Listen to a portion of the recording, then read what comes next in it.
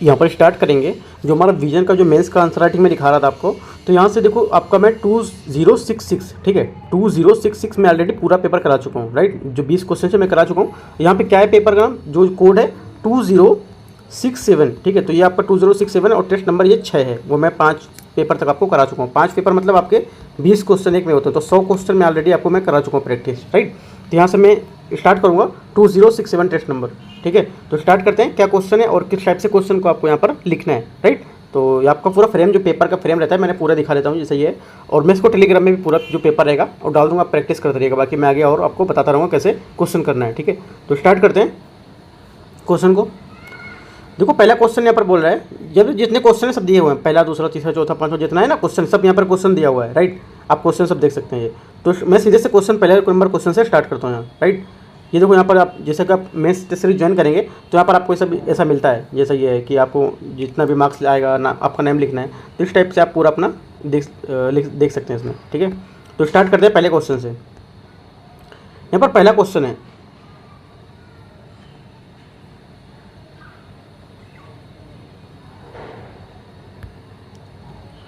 यहाँ पे पहला क्वेश्चन है, बहुआयामी निर्धनता की अवधारणा की व्याख्या करते हुए भारत में इस समस्या के समाधान के लिए किए गए उपायों का उल्लेख करना है, ठीक है। किए गए उपाय के यहाँ पर क्या है, उल्लेख करना है, आपको ये बताना है। तो यहाँ से देखते हैं क्या हमारा आंसर रहेगा। देखो पहला आपको क्या है, आपको पहले दृष्टिकोण बनाना है इसमें, क्या हमारा इसका दृष्टिकोण होगा, ठीक है। तो आपको जैसे मैंने पहले भी आंसर कराता आया हूँ कि दृष्टिकोण पहले आपका क्या बनता है, वो दृष्टिकोण आपका रहेगा। दृष्टिकोण में आप लिख सकते हैं, देखो जो आपका बहुआयामी निर्धनता है उसके बारे में आप बताएंगे। पहली बात आपको क्या बताना, बहुआयामी क्या होता है उसके बारे में बताएंगे। सेकेंड बात आपको बताना है, जो भारत में यहाँ पर बहुआयामी की जो निर्धनता है इसको कम करने के लिए क्या उपाय हम कर सकते हैं, ठीक है। सेकंड पॉइंट में बताना है।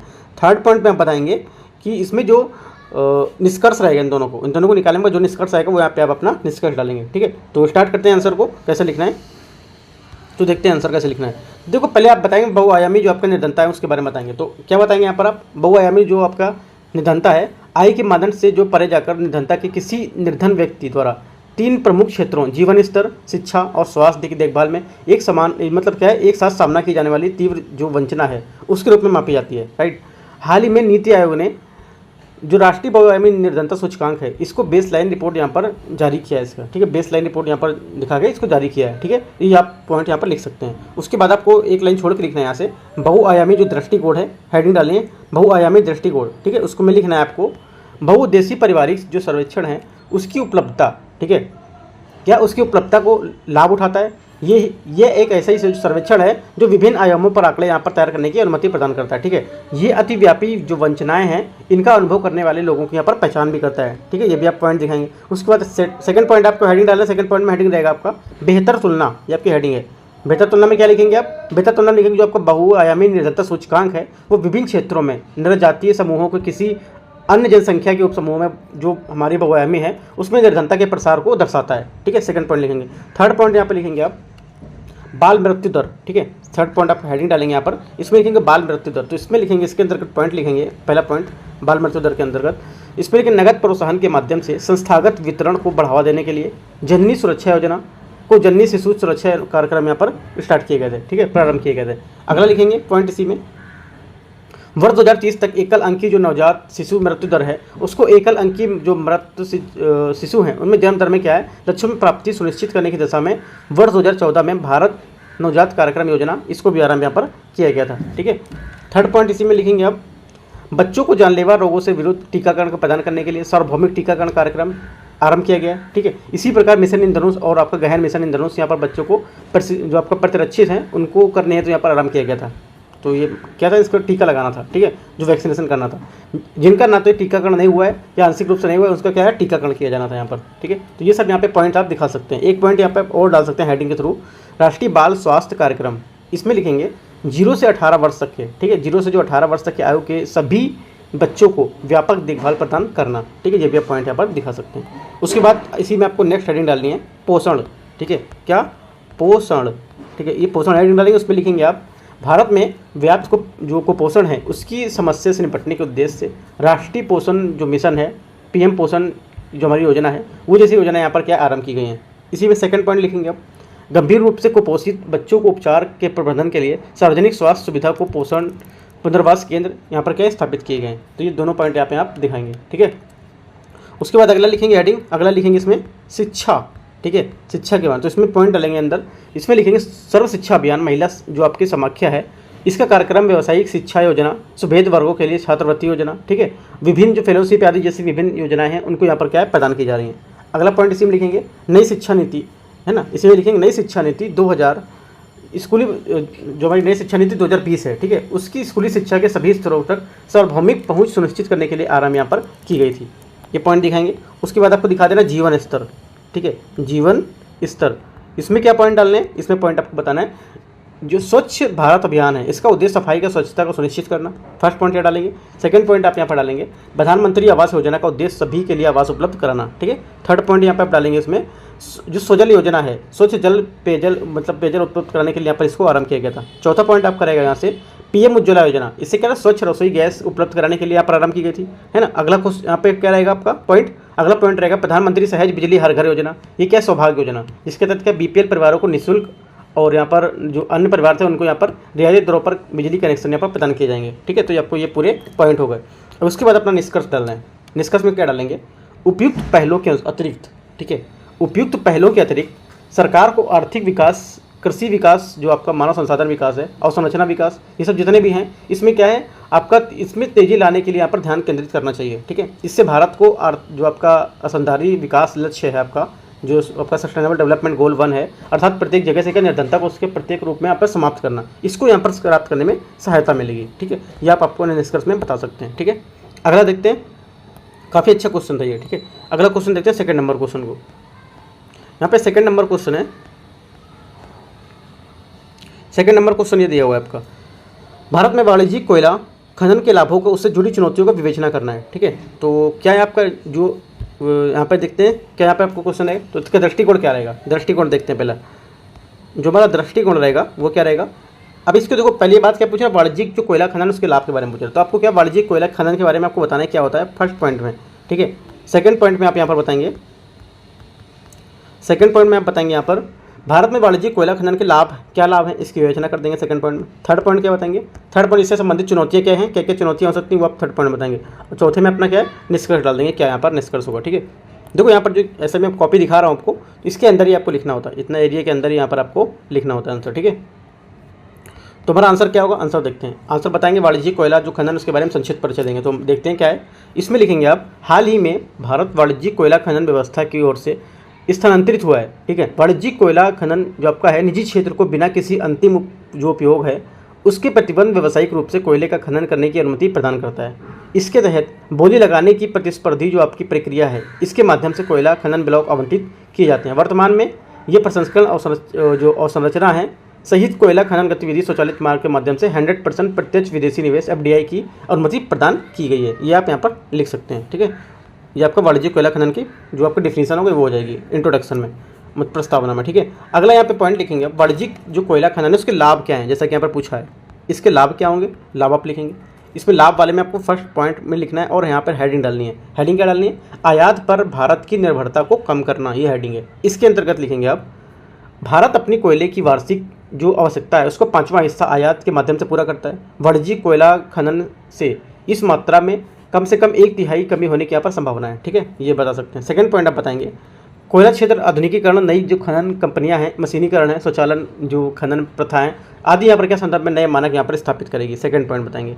थर्ड पॉइंट क्या बताएंगे, थर्ड पॉइंट बताएंगे राज्यों का विकास, ये हेडिंग है। राज्यों का विकास के अंतर्गत लिखेंगे आप कोयला खनों की जो हमें नीलामी होती है इसमें, ठीक है, इसमें प्राप्त पूर्ण राजस्व कोयला उत्पादक राज्यों को मिलेगा। ये उन राज्यों को पिछड़े क्षेत्रों की जो समृद्धि है उसके विकास हेतु यहाँ पर अर्जित राजस्व का उपयोग करने के लिए प्रोत्साहित करेगा, ठीक है, ये आपको यहाँ पर दिखाना है। अगला क्या रहेगा, अगला आपका चौथी हेडिंग रहेगी, इसी में चौथी हेडिंग रहेगी आपकी जो मैंने बताया वाणिज्यिक कोयला वाले में, इसमें रहेगा आपका कोयला क्षेत्र की उत्पादकता में वृद्धि, ठीक है, चौथी हेडिंग। इसमें लिखेंगे आप इस क्षेत्र को निजी अभिकर्ताओं तथा विदेशी जो निवेशक है इनके खोलने के लिए यहाँ पर कोल इंडिया लिमिटेड का एकाधिकार यहाँ पर समाप्त हो जाएगा, ठीक है। साथ ही क्या है इससे इस क्षेत्र की जो प्रतिस्पर्धा है वो उत्पन्न होगी, ठीक है। इसके अतिरिक्त पूर्ववर्ती जो आपकी कैप्टिव कोयला खनन कंपनियां हैं उसमें जो उत्पादन है उनकी आवश्यकता से अधिक बढ़ाने के लिए कोई प्रोत्साहन प्राप्त यहाँ पर नहीं था। ये पॉइंट आप यहाँ पर दिखाएंगे या फिर आप जो मैंने आपको 2 लाइन ऊपर बताई उतने लिख सकते हैं, थोड़ा सा ये जो यहाँ से टफ लगा लाइन वो यहाँ से हटा सकते हैं, ठीक है, ये भी पॉइंट लिख सकते हैं। अगला आपका हेडिंग होगा यहाँ पर आकांक्षी जिलों का विकास, इसमें देखते हैं आपका क्या है, आकांक्षी जिलों का विकास, ये हेडिंग में क्या है। इसमें लिखना है नए मानदंडों के तहत, ठीक है, नए मानदंडों के तहत नीलामी की गई अधिकांश खदानें आकांक्षी जिलों में स्थित हैं। ये खदानें इन क्षेत्रों में रोजगार के साथ साथ अन्य आर्थिक अवसरों का भी सृजन करेंगी। ये हो जाएगा। उसके बाद क्या पूछा, यहाँ पे चुनौतियाँ पूछी थी, जिससे क्या बोले, संबंधित चुनौतियाँ लिखेंगे, संबंधित चुनौतियाँ, सॉरी क्लियर नहीं लिख रहा है,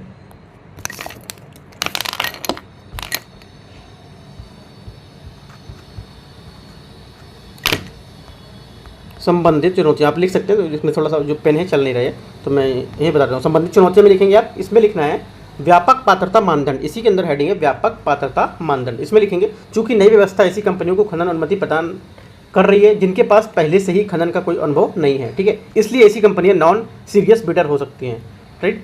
परिणामस्वरूप ये कंपनियां खनन के किसी भी उद्देश्य के बिना कोयले की खदानों का उपयोग बाजार से लाभ उठाने के हेतु एक संपत्ति है उसके रूप में यहाँ पर कर सकती हैं, जैसा कि आपका 2000 के दशक में यहाँ पर देखा गया था। ये हेडिंग डालेंगे। सेकंड पॉइंट आप डाल देंगे हेडिंग में संसाधनों का अधिक दोहन, ठीक है, संसाधनों का क्या, अधिक दोहन। चूंकि नई व्यवस्था के तहत अंतिम उपयोग पर कोई प्रतिबंध स्थापित नहीं किया गया, इसलिए कम समय में लाभ प्राप्त करने हेतु कोयले को अत्यधिक अविवेकपूर्ण खनन यहाँ पर किया जा सकता है, ठीक है। थर्ड पॉइंट डालेंगे यहाँ पर राज्य सरकारों की चिंताएं। क्या राज्य सरकार की चिंताएं, झारखंड जैसे कि राज्य चिंता व्यक्त कर रहे हैं कि नई व्यवस्था की महत्वपूर्ण जो है होगी, हमारी नई व्यवस्था जो होगी उसमें क्या है, वन क्षेत्र क्या है, नष्ट हो जाएंगे। साथ ही इसमें जो वन क्षेत्रों का निवास करने वाले जो जनजातीय समुदाय हैं वो भी यहाँ से क्या विस्थापित हो जाएंगे, ठीक है। तो ये 3 हेडिंग आप यहाँ पे अपना बता सकते हैं इसकी क्या होगी, जो चुनौतियाँ होंगी, राइट। उसके बाद अपना आप क्या निष्कर्ष डाल देंगे। इसी में निष्कर्ष अपना लिखेंगे आप। कैसे लिखना है निष्कर्ष को, देखो निष्कर्ष हमेशा 2 से 3 लाइन ही लिखना है, उससे ऊपर कभी भी नहीं लिखना है, ठीक है। निष्कर्ष में लिखना है नई वाणिज्यिक कोयला जो व्यवस्था है इसको सफल बनाने के लिए कुछ अत्यावश्यक कदम उठाए जाने की आवश्यकता है, ठीक है। जैसे कि राज्य की जो राजस्व हिस्सेदारी है उसके संबंध में चिंता दूर करना, कई निकाय मतलब अतिव्यापी क्षेत्राधिकार हैं उसको क्या है समाप्त करके यहाँ पर इसकी अनियमितता को आगे लाना। ये चीज़ आप यहाँ पर निष्कर्ष में बता सकते हैं, ठीक है। अगला क्या है, third number point, third number question को देखते हैं। तीसरा नंबर क्वेश्चन क्या है यहाँ पर, तीसरा नंबर क्वेश्चन है आपका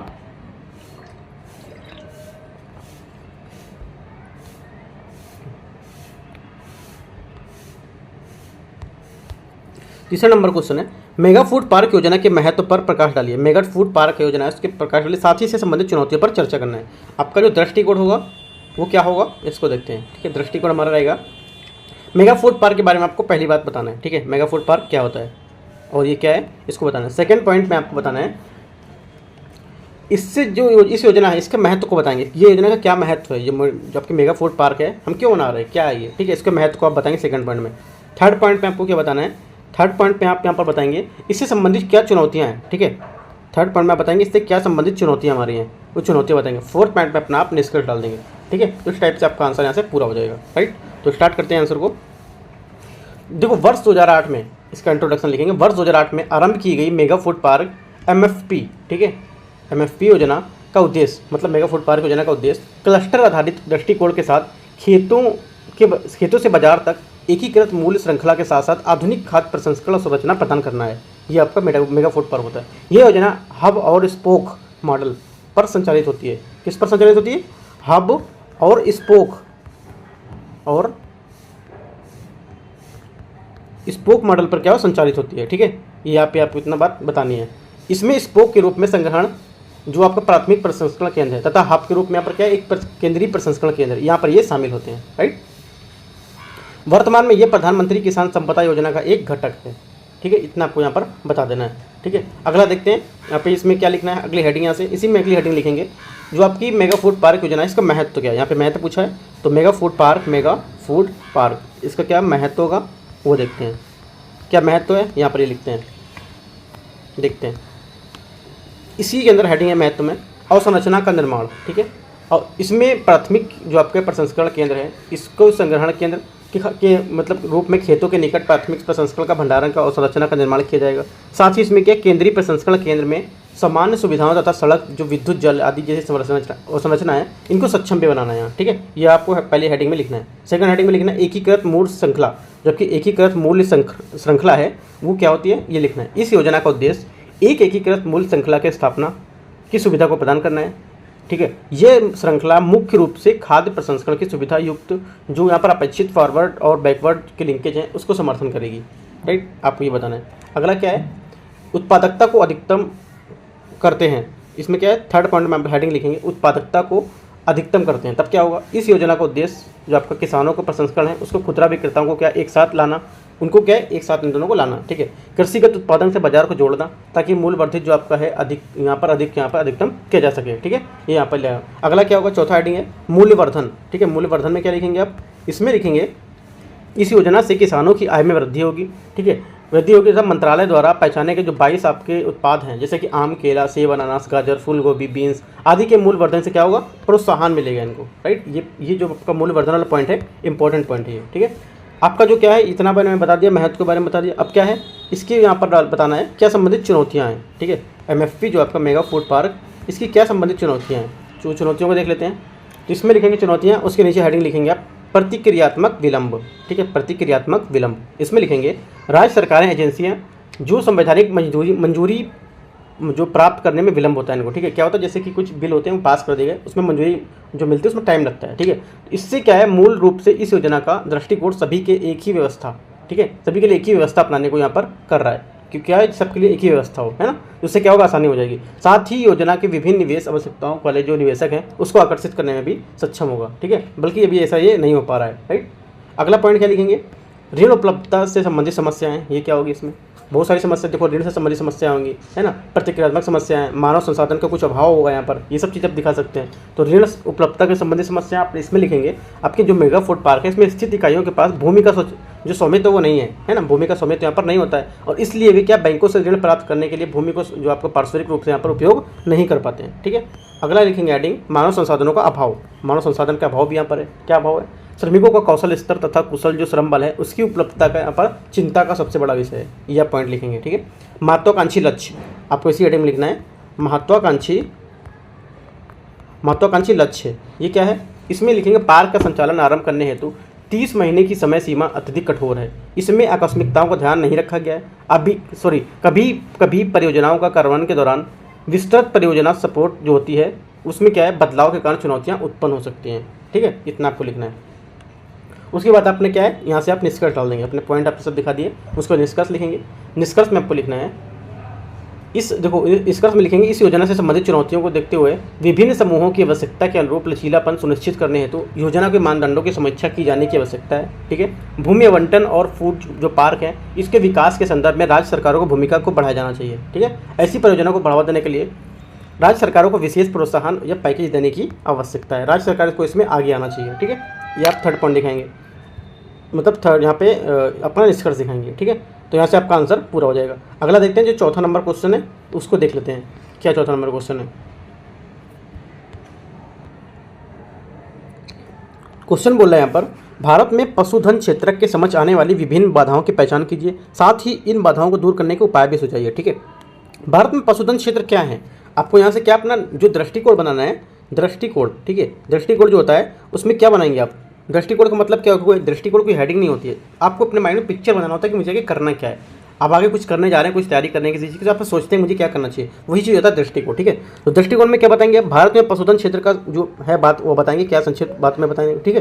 पहली बात हेडिंग है। दूसरे में आप बता देंगे, दूसरी पॉइंट बता देंगे आप भारत में पशुधन क्षेत्र समझ आने वाली विभिन्न जो बाधाएं हैं, यहाँ पर लिखा है ना विभिन्न बाधाएं क्या है, सेकंड बात बताएंगे।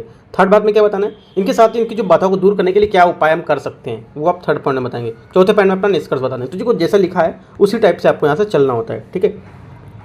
तो स्टार्ट करते हैं आंसर को, अपना आंसर देखते हैं।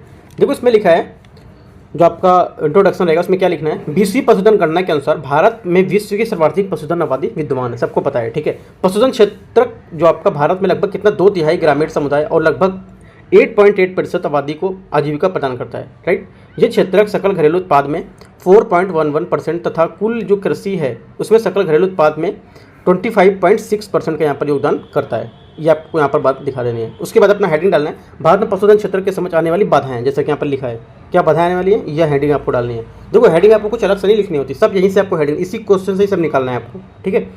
इसमें हेडिंग लिखेंगे आप भारत में पशुधन क्षेत्र में समझ आने वाली बाधाएं क्या क्या हैं। पहले इसमें इसी के अंदर पहली हेडिंग लिखेंगे, उसमें लिखेंगे कम उत्पादकता, ठीक है, क्या कम उत्पादकता, इसमें लिखेंगे देसी नस्लों की उत्पादकता विदेशी नस्लों की प्रजातियों की तुलना में बेहद कम है, ठीक है, जो इन्हें परिसंपत्ति के बजाय किसानों को बोझ बनाता है, फर्स्ट में लिखेंगे। सेकेंड बात में लिखेंगे रोगों की उच्च व्यापकता, इसमें लिखेंगे क्रॉस ब्रीडिंग कार्यक्रमों के माध्यम से पशुधन की गुणवत्ता में सुधार हुआ है, लेकिन इनके साथ ही गलघोटू रोग, ठीक है, जो आपको गलघोटू रोग होता है या आपका रक्तस्रावी जो सेप्टिसीमिया रोग होता है, राइट, ये जैसे रोग क्या है विदेशज, ये मतलब कि विदेशी रोग होते हैं, इनको विदेशज रोग बोलते हैं, ठीक है।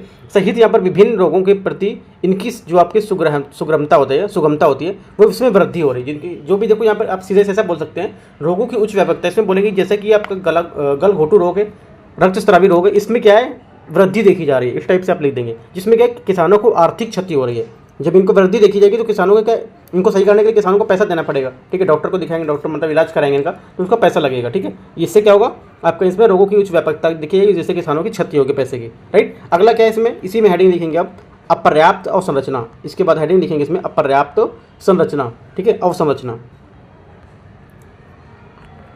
अपर्याप्त अवसंरचना, ठीक है, ये हेडिंग आपको लिखना है। इसके अंतर्गत आपको लिखना है, इसके अंतर्गत लिखेंगे आप पशु चिकित्सा संस्थानों की संख्या आवश्यक मानकों तक यहाँ पर नहीं है, ठीक है, फर्स्ट पॉइंट। सेकंड पॉइंट इसी में लिखेंगे टीकों के जो कोल्ड स्टोरेज हैं, है ना, उसकी सुविधा में भी कमी भी है। थर्ड पॉइंट लिखेंगे विस्तार जो आपकी सेवाएं हैं इसकी ओर से क्या है अपर्याप्त ध्यान, मतलब ध्यान यहाँ पर नहीं दिया जा रहा है, ठीक है। चौथा पॉइंट क्या लिखेंगे संस्थागत ऋण का अभाव, यहाँ पर ऋण है उसका अभाव है, ठीक है। पशुधन बाजार, अगला पॉइंट है पशुधन बाजार काफ़ी हद तक, ठीक है, क्या काफ़ी हद तक अनौपचारिक बना हुआ है, ठीक है, औपचारिक नहीं है, पशुधन बाजार काफ़ी हद तक अनौपचारिक बना हुआ है। ये आप 4-5 पॉइंट आपको बता देना है, ठीक है। इसी 5 पॉइंट के बाद एक लाइन छोड़ के आपको नीचे से लिखना है, क्या लिखेंगे खाद्य पदार्थ और चारे की कमी, ठीक है, खाद्य पदार्थ और चारे की कमी, ये हेडिंग है। भारत में फसली जो क्षेत्र है उसमें केवल 5% चारा उगाने के लिए उपयोग जो भूमि है उपयोग किया जाता है, और इसमें स्थायी चारागाहों को घास मैदान में 3.3%, ठीक है, के तहत क्षेत्र में निरंतर कमी हो रही है। पहले 5% अब क्या है 3.3% ही बचा है, इससे क्या कमी हो गई आपको चारा उगाने के लिए। अगला इसी में पॉइंट लिखेंगे, हेडिंग है समावेशिता का अभाव, इसमें क्या लिखेंगे दूध के जो आपका अपरंपरागत, ठीक है, दूध के अपरंपरागत स्रोत हैं जैसे कि ऊँट याक या आदि सभी जो भी और भी आते हैं इसमें कार्यक्रम में, तो वो क्या व्यापक रूप से इसमें शामिल नहीं किए जा सकते हैं। अगला क्या है वैश्वीकरण, वैश्वीकरण में लिखेंगे आप भारत के लिए प्रतिकूल खाद्य सुरक्षा और गुणवत्ता मानदंड भारतीय पशुधन क्षेत्र में संभावित निर्यात की वृद्धि यहाँ पर बाधा उत्पन्न करती है, आपको ये बताना है, ठीक है। तो इस टाइप से आप देखो पूरे पॉइंट बताएंगे और यहाँ से अपना निष्कर्ष भी आप लिखेंगे, ठीक है।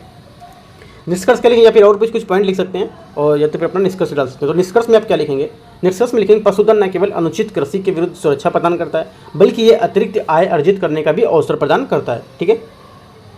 इसलिए उपयुक्त उपायों को अपनाने के लिए इस क्षेत्र की क्षमता को बढ़ावा देने के लिए किसानों को आय दोगुनी करने को लक्ष्य यहाँ पर साकार करने की सहायता प्राप्त होगी, ठीक है। तो यहाँ से आपका क्या है आंसर पूरा हो जाएगा, ठीक है। 5वां नंबर क्वेश्चन देखते हैं। 5वां नंबर क्वेश्चन है आपका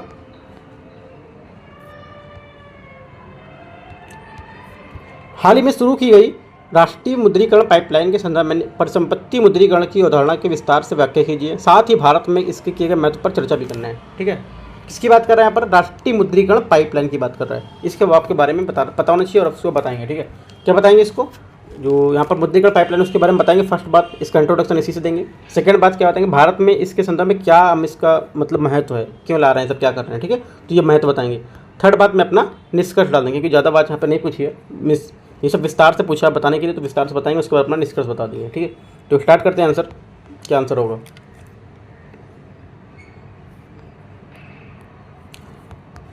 देखो इसमें आंसर होगा आंसर में आपको स्टार्ट करना है परिसंपत्ति मुद्रीकरण से, ठीक है, या फिर आप स्टार्ट कर सकते हैं जो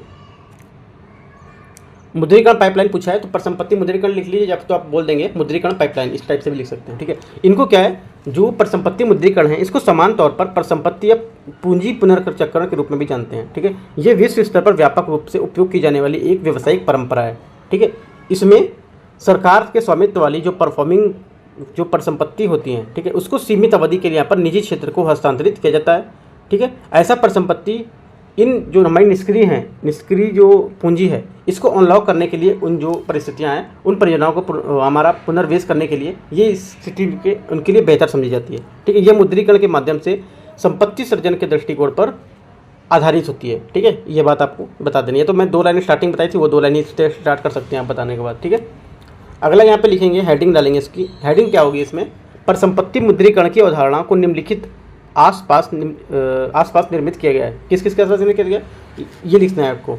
फिर से बता देता हूँ, परिसंपत्ति मुद्रीकरण की अवधारणा, सिर्फ इतना लिखना है, छोड़ो आगे कुछ नहीं लिखना है। परिसंपत्ति मुद्रीकरण की अवधारणा, इसके अंतर्गत क्या लिखना है, इसके अंतर्गत आप लिखेंगे निवेशकों के मध्य अत्यधिक जो रुचि है उसमें परिसंपत्ति का मुद्रीकरण करना, कॉमा या और करके लिखेंगे। आय का इसमें पुनर्निवेश शामिल है, ठीक है। परिसंपत्तियों या फिर सेवाओं की क्या है, इसमें जो नागरिक हैं वो इसमें क्या है, इसमें जाने की चाह रखते हैं। फर्स्ट पॉइंट में लिखेंगे। सेकंड पॉइंट लिखेंगे आप इसमें, सेकंड पॉइंट डालेंगे, आवश्यक रूप से ऋण स्तरों में करों को बढ़ाए बिना नई परिसंपत्ति का निर्माण करना, सेकंड बात बताएंगे, ठीक है। थर्ड पॉइंट क्या बताएंगे, दक्षता लाभ में प्रतिस्पर्धा और प्रदर्शन की बेहतर निगरानी करना, ठीक है। थर्ड पॉइंट में आपको बताना है। फोर्थ पॉइंट क्या बताएंगे, फोर्थ पॉइंट में आपको बताना है एक परिसंपत्ति वर्ग के रूप में अवसंरचना में निवेश के अवसरों को गहनता और तरलता को बढ़ावा देना, ठीक है, ये आप बता देंगे। उसके बाद एक लाइन छोड़ के लिखना है, हाल ही में सरकार द्वारा राष्ट्रीय मुद्रीकरण पाइपलाइन का शुभारंभ किया गया। इसके अनुमानों को केंद्र सरकार की ओर से परिसंपत्ति के माध्यम से 4 वर्ष की अवधि, वित्त वर्ष कितना 2022 से 2025 वर्ष में कुल मुद्रीकरण क्षमता 6 लाख करोड़ रुपए, कितनी 6 लाख करोड़ रुपए जो इसकी यहाँ पर लागत आएगी, ठीक है, कुल 6 लाख करोड़ आएगी। अगला क्या है, इसी में हेडिंग लिखेंगे, नीचे हेडिंग में आपको लिखना है भारत के लिए परिसंपत्ति मुद्रीकरण से क्या महत्व है। यहाँ पर देखो महत्व पूछा था तो आपके सीधे से बोल देंगे राष्ट्रीय जो मुद्रीकरण पाइपलाइन उसका महत्व, ठीक है। इसमें महत्व में लिखेंगे पहली हेडिंग अवसंरचना निवेश का वित्त पोषण, ठीक है, पहली हेडिंग। दूसरी हेडिंग क्या है, दूसरी हेडिंग आपको निजी क्षेत्र की विशेषता, निजी क्षेत्र की विशेषता हो गई। तीसरी क्या है, ब्राउन फील्ड संपत्ति परिसंपत्ति, ठीक है, ये बता देंगे आप। चौथी हेडिंग इसमें क्या लिखेंगे, रियल एस्टेट इन्वेस्टमेंट है उसका ट्रस्ट जो इसमें भाग लेंगे। तो ये चारों हेडिंग आप बताने के बाद अपना यहाँ पे आंसर क्लोज कर देंगे, ठीक है। इस चारों हेडिंग में क्या क्या लिखना है मैं थोड़ा थोड़ा सा बता देता हूँ आपको। जैसे कि अवसंरचना निवेश का वित्त पोषण था, पहली हेडिंग है, इसमें आपको क्या लिखना रहेगा, इसमें आपको लिखना है राष्ट्रीय अवसंरचना पाइपलाइन जो ब्राउन फील्ड परिसंपत्ति है इसके क्या है, सृजित करने के लिए परिसंपत्ति मुद्रीकरण जैसे अभिनव और वैकल्पिक तंत्रों को बल दिया है इसने, ठीक है। दूसरी बात में क्या लिखेंगे, दूसरी हेडिंग निजी क्षेत्र की विशेषता, उसमें क्या लिखेंगे, इसमें लिखेंगे परिसंपत्ति मुद्रीकरण से अवसंरचना के संचालन और प्रबंधन में निजी क्षेत्र की क्षमता का दोहन करने में सहायता प्राप्त होगी, ठीक है। थर्ड पॉइंट में लिखेंगे आप ब्राउन फील्ड परिसंपत्ति क्या है, इसमें बताएंगे भारत के पास विश्व के, ठीक है, अचल परिसंपत्तियों के सबसे बड़े ब्राउन फील्ड हिस्सों में से एक है, राइट। परिसंपत्ति मुद्रीकरण इन पर जो परिसंपत्तियां हैं उससे प्राप्त निवेश सर्जित करने में सहायता करती हैं, ठीक है। तीसरी हेडिंग लिख लेंगे। चौथी हेडिंग में लिखेंगे आप इसमें, जैसा कि बता दिया मैंने, ठीक है। तो इसमें लिखेंगे इंफ्रास्ट्रक्चर जो आपका है इन्वेस्टमेंट ट्रस्ट और रियल एस्टेट इन्वेस्टमेंट ट्रस्ट है, जैसे नवीन मॉडल न केवल वित्तीय और रणनीतिक निवेशकों के लिए बल्कि आम लोगों के लिए भी इस परिसंपत्ति के वर्ग में भाग लेने में सक्षम बनाएंगे, ठीक है। तो इस टाइप से आप पूरा आंसर यहाँ से लिखेंगे, ठीक है। तो मैंने 5 क्वेश्चन आपको डिस्कस कर लिए, वही 5 क्वेश्चन आपको ट्राई करना है, लिखना है, ठीक है। मैं छठा क्वेश्चन भी दिखा देता हूँ प्रैक्टिस करने के लिए, आप प्रैक्टिस कर सकते हैं छठा क्वेश्चन। बाकी मैंने ऊपर आपको दिखाई दिया है, यहाँ पर भी एक बार मैं दिखा देता हूँ छठवां नंबर क्वेश्चन क्या है। छठा नंबर क्वेश्चन बोल रहा है खाद्य प्रसंस्करण उद्योग में बैकवर्ड और फॉरवर्ड लिंकेज के महत्व की व्याख्या करना है। साथ ही भारत में जो आपका सुदृढ़ लिंकेज स्थापित करने के सक्षम यहाँ पर आने के लिए चुनौतियाँ क्या हैं चर्चा करनी है, ठीक है। तो छठा नंबर क्वेश्चन ये है, राइट। तो देख लेना है आपको क्या क्या क्वेश्चन है, और मैंने 5 क्वेश्चन आपको बताया, प्रैक्टिस करना है 5 क्वेश्चन का आपको, ठीक है। तो कोई डाउट रहता है आप नीचे कमेंट में पूछ सकते हैं। ये आपका छठा टेस्ट है और आपका 2067 में आपको मैंने ऊपर बता दिया है, राइट। एक बार फिर से ये जैसा कि आपको देख सकते हैं यहाँ पर, ठीक है, 2067 और टेस्ट आपका 5, ठीक है। ठीक है, तो एंड करते हैं यहाँ पर वीडियो को। कोई डाउट रहता है नीचे कमेंट में पूछ सकते हैं। All the best, thank you.